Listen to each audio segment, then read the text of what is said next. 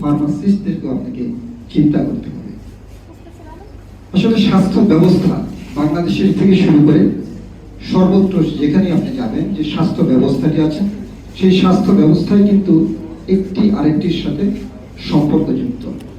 সেখানে ডাক্তারই হোক কিংবা নার্স হোক কিংবা ফার্মাসিস্ট হোক, তারা সকলেই একজন আরেকজনের সাথে সংশ্লিষ্ট।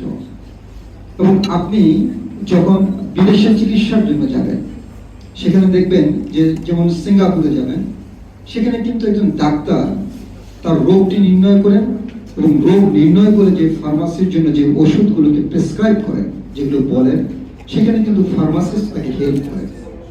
কারণ এই ফার্মাসিস্টদের যে কাজটি, সেটি হলো যে একটি মেডিসিন প্রয়োগের পরে সেটি কত ডোজে মেডিসিনটি হবে, সেটির ইন্টারাকশন কি, সেটি অন্য ঔষধের সাথে তার রিয়াকশন কি, সেগুলো সম্পর্কে তিনি কিন্তু ভালো জ্ঞান রাখেন।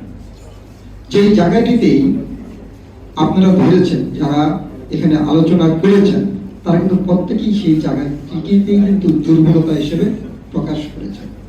কিন্তু আমি বাংলাদেশের ফার্মাসিস্টদের সম্পর্কে আমি গর্বিত এই কারণে যে বাংলাদেশের প্রায় মোর দেন 150 দেশে, বিদেশে প্রায় 150টির মতো দেশে বাংলাদেশ থেকে কিন্তু ঔষধ রপ্তানি হয় এই ফার্মাসিস্টদের কল্যাণে।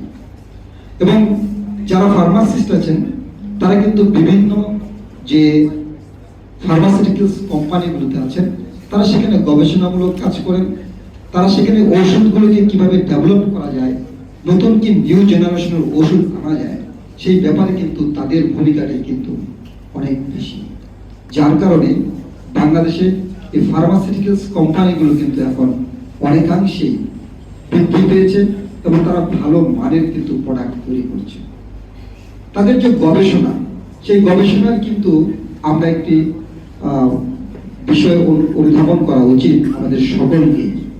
আপনারা দেখেন যে করোনাকালীন সময় যে ভ্যাকসিনেশনটি যেটি হয়েছিল, সেটিও কিন্তু তাদের গবেষণার ফলে কিন্তু হয়েছিল। যার ফলে কিন্তু এই শুধু বাংলাদেশ নয়, সারা বিশ্বেই কিন্তু সেটি কিন্তু প্রভাব পড়েছে এবং সেই ভ্যাকসিনেশন প্রোগ্রামটি কিন্তু সফলভাবে সম্পন্ন হয়েছে। আপনারা যে ফার্মাসিস্ট যে ক্যাটাগরি আছে, সেই ক্যাটাগরিগুলো চিন্তা করলে সি ক্যাটাগরি, বি কিংবা এ ক্যাটাগরি যাই বলি না কেন, আমরা কিন্তু ফার্মাসিস্ট বলতে একটি সুশিক্ষিত, ভদ্র, পাঠিত ফার্মাসিস্ট কিন্তু হওয়া উচিত। তার ফার্মাসি সম্পর্কে যথেষ্ট জ্ঞান থাকা উচিত এবং নিশ্চয়ই কোনো বিশ্ববিদ্যালয় কিংবা সুনির্দিষ্ট প্রতিষ্ঠান থেকে তার সম্মানিত ডিগ্রিটিও থাকা উচিত। তাহলেই পারবে বাংলাদেশের যে ঔষধ নীতি বা যে ওষুধগুলো চলছে, সেখানে সুনির্দিষ্ট প্রয়োগ করে মানুষের যে স্বাস্থ্য সেবার মান, সেটিকে উন্নত করতে।